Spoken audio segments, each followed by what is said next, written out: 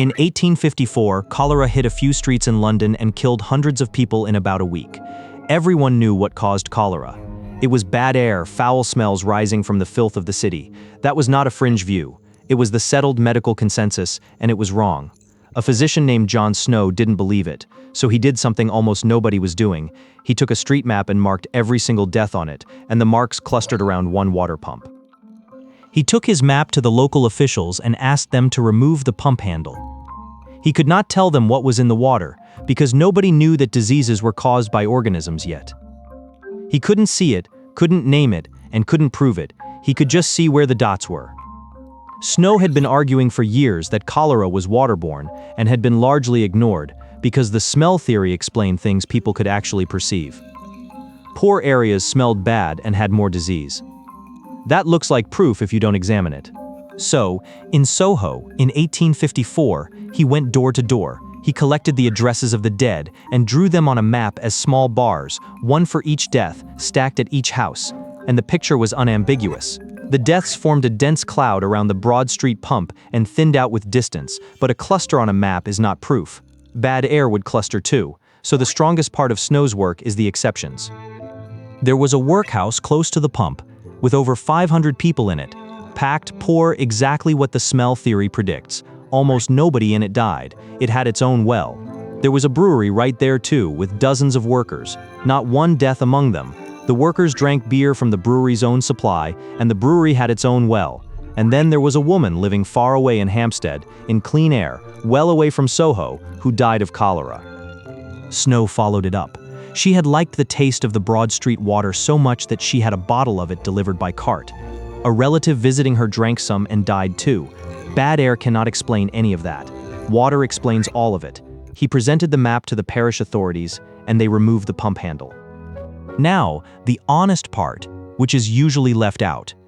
The outbreak was already declining when the handle came off. Many people had fled the area. Snow knew this and said so himself. He never claimed the handle ended it. His genuinely decisive work was bigger and less dramatic. A huge statistical comparison of households across London, supplied by two different water companies, one drawing from a cleaner stretch of the Thames than the other, showing dramatically different death rates in houses sitting side by side on the same street. Later investigation found the cause.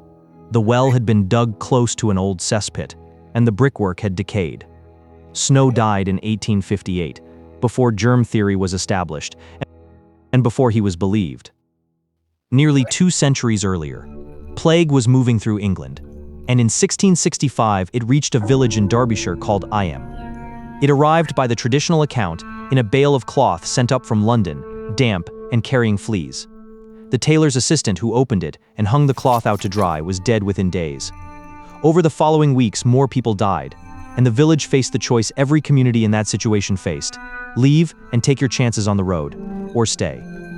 Under 2 ministers, William Mompesson and Thomas Stanley, who disagreed with each other about a great deal, theologically, the village agreed to close itself off.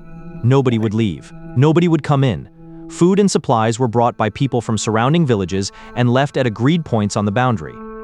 Payment was left in return, in holes drilled into a boundary stone and filled with vinegar, or in running water, because it was believed that would cleanse the coins. They stopped holding services inside the church and moved them outdoors, spread across a valley which, without anyone knowing why, reduced transmission. Families buried their own dead in their own fields, because gathering for funerals was too dangerous. It lasted around 14 months. Estimates vary, but a very large proportion of the village died, commonly put at roughly a third, and possibly more. Nobody in Eyam knew what plague was. Fleas were not suspected. Rats were not suspected. Germ theory was 2 centuries away.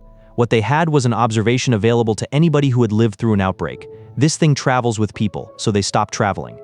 Now the honest note, because the story has become something close to a legend, and the legend deserves checking.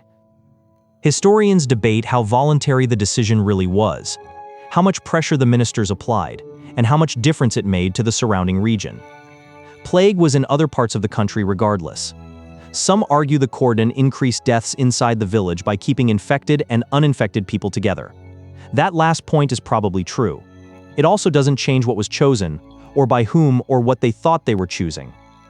Both of those were small, One man with a map and a street, one village and a boundary stone.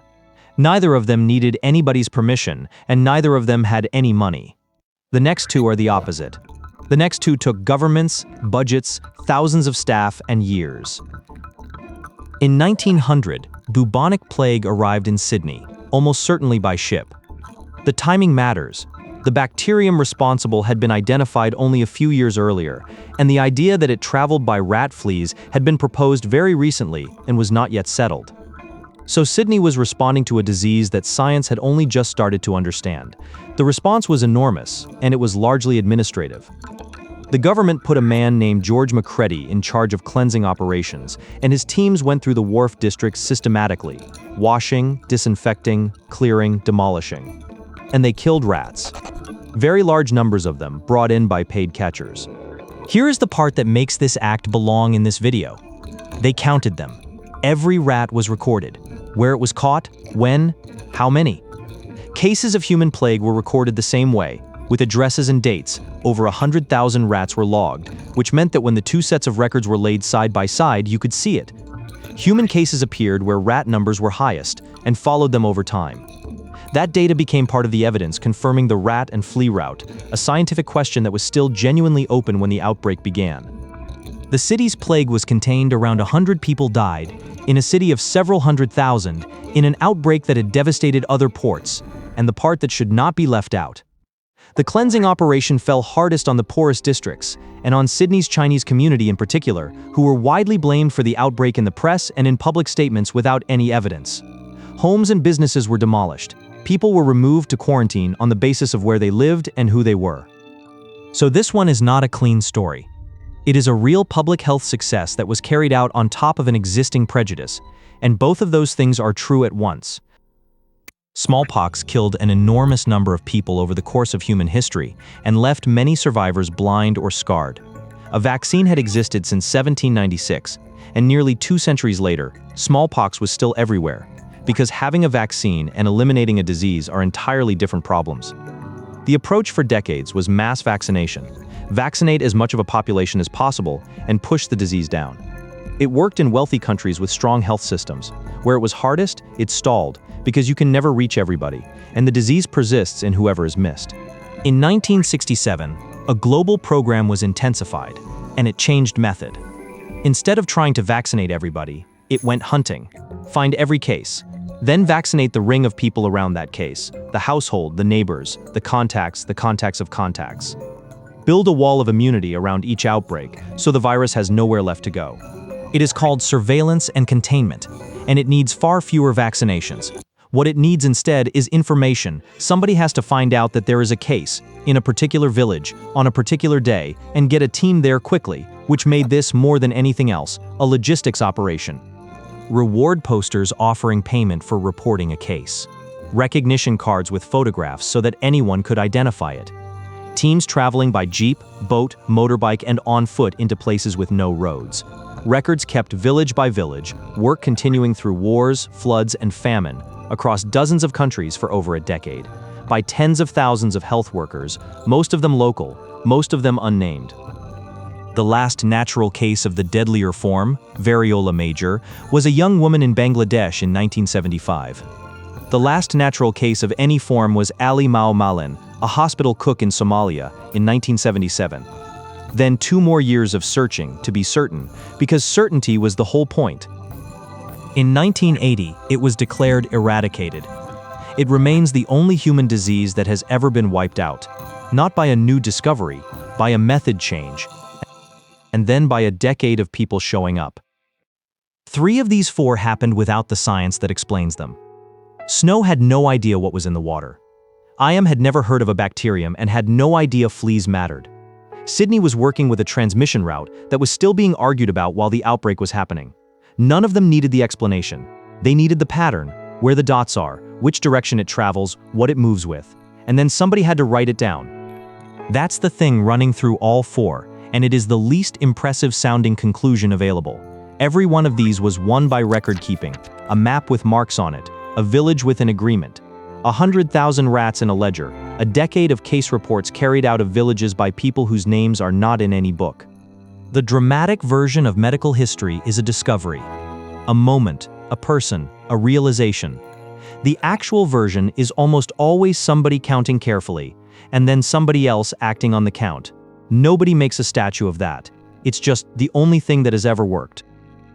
If you want more of these, the strange, hard, mostly forgotten corners of history, subscribing is how you get them. It genuinely helps and it's free.